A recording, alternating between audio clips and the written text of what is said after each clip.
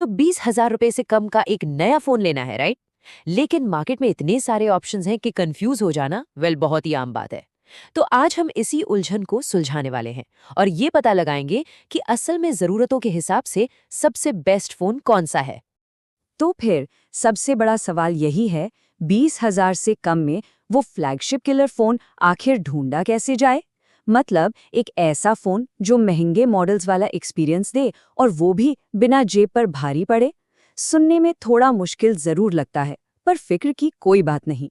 हम एक बिल्कुल साफ रास्ता दिखाएंगे जिससे बेस्ट वैल्यू वाला फोन चुनना आसान हो जाएगा। और हाँ, हमारा मकसद भी तो यही है, बिल्कुल वैसा ही जैसा इंडियन गैजेट अवार्ड्स के एक्सपर्ट्स कहते हैं। हम एक ऐसा ऑलराउंड डिवाइस ढूंढ रहे हैं जो बजट में फ्लैगशिप वाला मजा दे। मतलब परफॉर्मेंस, कैमरा, डिजाइन, सब कुछ एकदम टॉप क्लास। अच्छा, तो एक नज़र डालते हैं कि आज हम क्या-क्या कवर करने वाले हैं। हम 20K की इस पहेली से शुरू करेंगे, फिर समझेंगे कि एक्सपर्ट्स किन चीज़ों को अहमियत देते हैं, अवार्ड्स के नॉमिनीज को देखेंगे और फिर परफॉर्मेंस, बैटरी और कैमरे की टक्कर करवाएंगे और आखिर में अपना चैंपियन चुनेंगे। तो चलिए शुरू करते हैं। देखिए, इस प्राइस रेंज में फोन चुनना सच में एक पहेली सुलझाने जैसा है। चारों तरफ इतने सारे ऑप्शंस हैं और हर ब्रांड दावा करता है कि वही बेस्ट है। तो हमारा मिशन बिल्कुल साफ है। इस सारे शोर शराबे को साइड में रखकर उन चीजों पर फोकस करना जो रोज के इस्तेमाल में सच में काम आती हैं। इससे क्या होगा, फैसला लेना बहुत आसान हो जाएगा। तो सवाल ये है कि एक्सपर्ट्स एक बढ़िया बजट फोन में आखिर देखते क्या हैं? आमतौर पर वो फोन को 4 मेन पिलर्स यानी 4 स्तंभों पर परखते हैं। चलिए एक एक करके इन्हें समझते हैं। तो ये है वो 4 स्तंभ। सबसे पहला प्रोसेसिंग पावर, मतलब फोन का दिमाग जो सब कुछ कंट्रोल करता है। फिर है बैटरी लाइफ, यानी फोन की सहन शक्ति। तीसरा कैमरा क्वालिटी, जो हमारे खास पलों को कैप्चर करता है।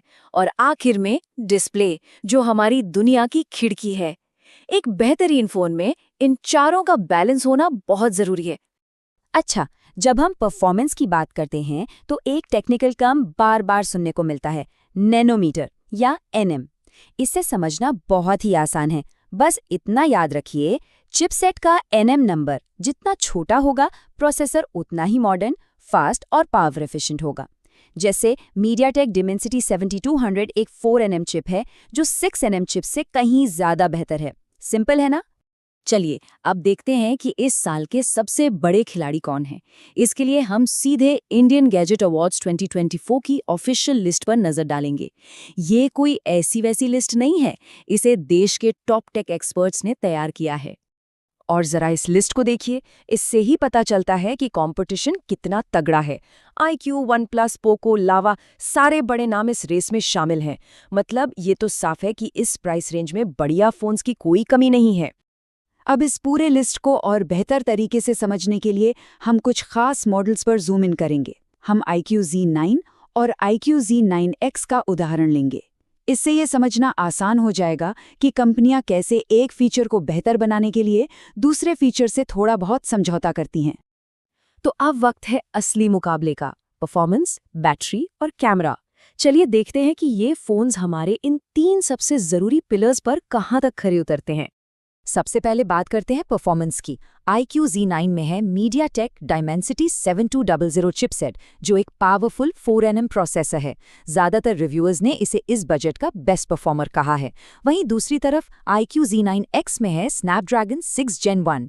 ये रोज के काम के लिए ठीक है, पर Z9 जितना पावरफुल बिल्कुल नहीं। तो यहीं पर परफॉर्मेंस का ट्रेड ऑफ साफ नजर आता है। लेकिन Z9X का तुरप का इक्का है उसकी बैटरी। 6000 मिली एम्पियर्स की जबरदस्त बैटरी। ये फोन सच में एक बैटरी चैंपियन है। ये उन लोगों के लिए बना है जिनके लिए परफॉर्मेंस से ज्यादा बैटरी लाइफ मैटर करती है। ये चार्ट देखिए, ये पूरी कहानी खुद बयां कर रहा है। Z9X की 6000 mAh बैटरी Z9 की 5000 mAh बैटरी के सामने एक पावर हाउस लगती है। तो ट्रेड ऑफ एकदम क्लियर है। Z9X ने बेहतर बैटरी के लिए थोड़ी परफॉर्मेंस की कुर्बानी दी है। अब बात करते हैं कैमरे की, जो इस बजट में अक्सर सबसे बड़ा समझौता होता है। फोन हिंदी जैसे एक्सपर्ट्स की समीक्षाओं से पता चलता है कि Realme P1 जैसे दूसरे फोन्स का कैमरा iQOO Z9X से बेहतर है। P1 में आपको बेहतर कलर्स और 4K वीडियो रिकॉर्डिंग जैसे फीचर्स मिल जाते हैं जो Z9X में नहीं है। तो कुल मिलाकर बात ये है, iQOO G9 का मेन कैमरा अच्छा है पर उसमें अल्ट्रा वाइड लेंस नहीं है और Z9X से ली गई तस्वीरों में रंग थोड़े फीके लग सकते हैं। तो यहाँ का सबसे बड़ा सबक क्या है? यही कि इस बजट में अक्सर चुनना पड़ता है, एक शानदार कैमरा चाहिए या फिर दमदार परफॉर्मेंस और बैटरी। तो हमने सारे ट्रेड ऑफ्स देख लिए, अब आते हैं सबसे बड़े सवाल पर। तो फिर सबसे अच्छा फोन कौन सा है? चलिए इस पूरी बात को एकदम सिंपल कर देते हैं। तो आखिरी फैसला ये है, अगर किसी की प्रायोरिटी टॉप परफॉर्मेंस और गेमिंग है तो iQOO Z9 ही चैंपियन है। अगर ऐसी बैटरी चाहिए जो बस चलती ही जाए तो iQOO Z9X सबसे आगे है, और अगर कैमरा सबसे ज्यादा जरूरी है तो Realme P1 जैसे दूसरे विकल्पों पर जरूर एक नजर डालनी चाहिए। और यही आज का सबसे बड़ा सबक है, कोई एक बेस्ट फोन नहीं होता जो सबके लिए हो। सबसे अच्छा फोन वही है जो किसी की जरूरतों को सबसे अच्छे से पूरा करे। बस ये फैसला लेना है कि ज्यादा जरूरी क्या है। तो अब जब सारे ट्रेड ऑफ सामने हैं तो आखिरी सवाल ये उठता है, प्राथमिकता किसे दी जाए? परफॉर्मेंस की रॉ पावर को, कभी न खत्म होने वाली बैटरी को, या फिर एक परफेक्ट शॉट को?